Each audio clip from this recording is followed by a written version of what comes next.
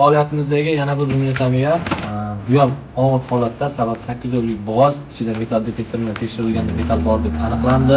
Hayvon ozgina narsa yesa ham katta qorinda tempaniya bo'lib, gaz to'plab ishib ketayotganligini egasi tomonidan aytilgan. Hayvonimiz Navoiy viloyatida hozir operatsiya jarayonida o'tkazilmoqda.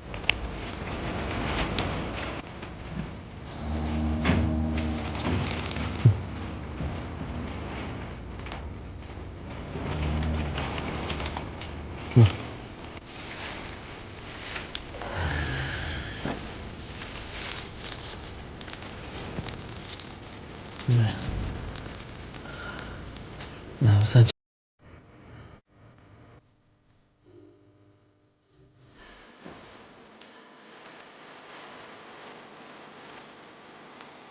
mayda tosh jarohatni tez bitishi uchun o't spreydan jarohatni sepiladi. Ikkilamchi yallig'lanishni to'xtatish uchun septanit antibiotikidan qilinadi. Hayvonimiz 8 oylik bo'g'oz bo'lganligi uchun Hemobalans preparatidan originaldan qilinadi.